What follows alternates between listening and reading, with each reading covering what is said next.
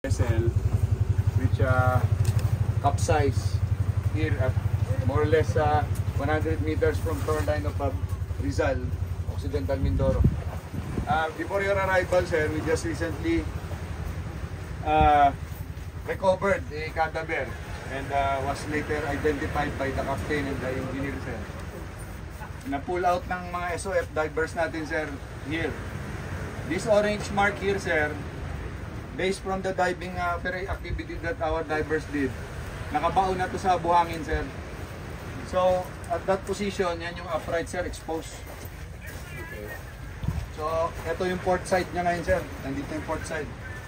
So, kanina, sir, na-identify na yon a few minutes ago, yung identity ng ating nakuha. So, at present, ang missing natin is 3 Chinese and 6 Filipinos. So, the one that we recently recovered is a Filipino. So, that brings the total of 2 casualties. So, we have an interpreter also here, sir, to interview the other, para makakuha kami ng substantial facts. Initially, sir, in the interest of time and the safety of the possible lives dito, sir, tinanong na namin yung crew. Ito, sir, medyo futile tayo dito because this is very thick ang hull, sir, dahil may bulbous. This part here, according to the crew, 3 layers na compartment. Ito, sir, single ang compartment. But we are taking into consideration the fumes. Although it is not marine environmentally hazardous, unlike other black products, sir, dahil automotive diesel oil, we still manage to put an oil spill boom around it, sir, para ma-contain. And with the help of the LGU, sir, the police, we are conducting social engineering para hindi mabahala ang ating publiko. So, intention namin, sir, right now, nagawa kami ng platform para sa personnel natin that will do cutting operation and to carry the acetylene dun sa sir, dahil medyo nakita natin, sir, yung itsura ng barko ay madulas, pabilog. So, to avoid any accident. Yung mga divers natin, sir, at present, since yesterday, they are doing underwater operation. Going around, knocking the hull for possible signs of life. So, allegedly, when it sank, sir, it was already filled up with sand. Then, when they were about to depart, according to the crew, yun, sir, yung and we will investigate that. We will not leave any stones unturned, so to speak. So, in collaboration with the stakeholders here, gawin natin lahat, sir, yung mga kaya natin para to get the missing people on board. That's our objective. So, ito po, sir, yung situation ngayon, and do you have any questions, sir? So, yung report mo na may nag-respond dun sa knocking? Yes, sir. When they went back, sir, to knock it again, wala na, sir. So, ayaw naman namin i-rule out that yun kagad yung sir, na futile. But we are also considering na dahil naka-upright siya, may possible na debris na tumatama along the sir, katawan ng barko. So, yun yung mga natin, sir. So, focus on recovery. Yes, sir. And assume that they are still alive. Yes, sir. You do things as fast as we can. Right, sir. And maintain the preventive measures for sir. Yes, sir. So let us assume at this time that everybody is still alive. Yes, sir. So let's do things the fastest way we can, together with our partners from the LGU and the other agencies. So if I may, furthermore, sir, to add up, we have likewise informed the owner of the ship, the operator, regarding their responsibility to extract it in getting an accredited salvor to help in extracting the ship. While on our side, we're doing our best para we focus on the people first. Yes, sir. Yes, sir. We get them alive. Yes, sir. As much as yes, sir.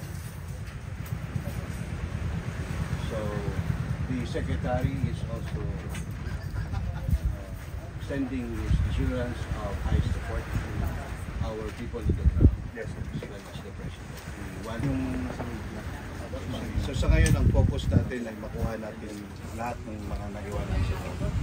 I-assume natin na buhay pa sila. We do things as fast as we can. Simplify procedures. Yes, sir. Walang bureaucratic red tape na mag-prevent sa actions natin.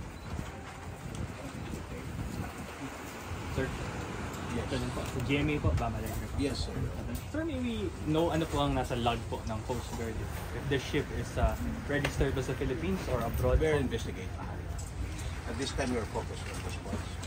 But we have already started the investigation process. But at this time, we cannot divulge information with acceptable degree of certainty. Lahat, we are taking due diligence to make sure that we have accurate information to be shared to the public later. Meantime, focus muna tayo sa buhay. Sa buhay ng tao. And of course, the environment. Yes, let's make sure that this incident will not cause further harm to the environment. Anong initial, Dennis po? Anong initial, sir? Bakit tumagilid? Bakit tumaob? Wala pang conclusive na report so far. But we can suspect it's caused by an imbalance in the way. But I don't want to speculate. Pero may Let the mga- investigation take its view. Pero may mga permit po sila na magpunta. We have already conducted survey of the documents. May mga findings na kami. May mga initial findings na we will divulge the full details to the investigation. To be fair to all. But rest assured that as what the district commander has mentioned, we will not leave any aspect of this uncertainty. Anong oras po nandito yung barko? 5:20 nangyari yung Incident. Pero anong oras po dumating sila? Daytime, sir. Daytime. And it's their first time. Sir, current situation ng vessel, may possibility pa ba na lumubog siya further? Ano pong mga possibilities at this point? Itong nakikita natin na. We can ask the district commander. At present, you can see here, no, may Wait lang, yung sir. orange natin. Yan. Okay, sir. At present, you can see this orange marker. That is the funnel or the smokestack of the ship. This is the superstructure, but just imagine it is in upright position.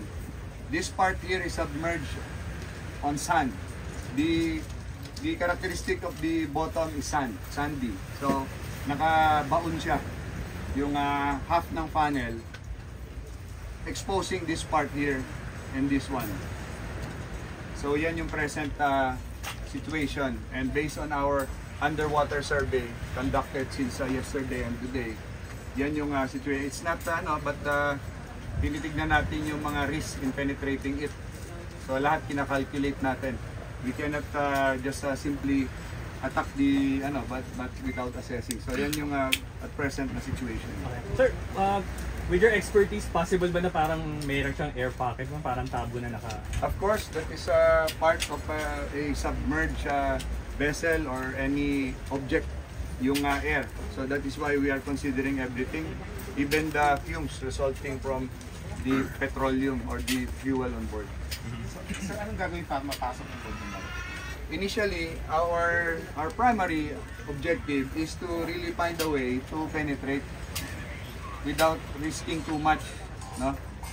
Kasi mag-assess natin 'yan. So pagka pumasok ka diyan and the visibility, titignan natin the debris along the way. Kasi kung may mapasok natin, ang isipin natin next is how to extract them safely. But secondary na yung natin, the cutting. Assess first yung natin. So, pag penetrate, may possibility na gumalaw pa yung boat or At present, that is our na hindi na siya considering again Hindi na siya submerged siya, nakabaon na. So except otherwise that weather will not be in favor of us. Sa ngayon nakita nyo medyo kantilado pa. So lahat ng factors ina-assess muna natin. Hindi natin basta siya sagupain ng hindi natin na-assess yung safety rin ng ating rescue. Sir, yung divers natin, parang ongoing sila ng... Yes. Gaano kahirap for the divers ng situation, sir? It is very complicated. Any diving activities has a risk. So, i-ensure natin yung safety ng ating mga responder. Nag-account tayo ng oras nila in the bottom. Tinitignan natin yung mga obstacles. Nagkakaroon tayo ng reassessment. After ng diving operation nila, balik dito, evaluate, atake ulit. And putting fresh people on the site. Yun ang pinaka-importante dyan. Thank you, sir. Let's go. Dennis. Let's go. Okay, tabi kayo, sir. I'd like to commend my people here Mindoro, for acting very, very timely. That resulted in the, together with the LGU and the other agencies, the recovery of those survivors. So, sana ganito lang lagi. Our people will always be conscious that we are here to serve the people.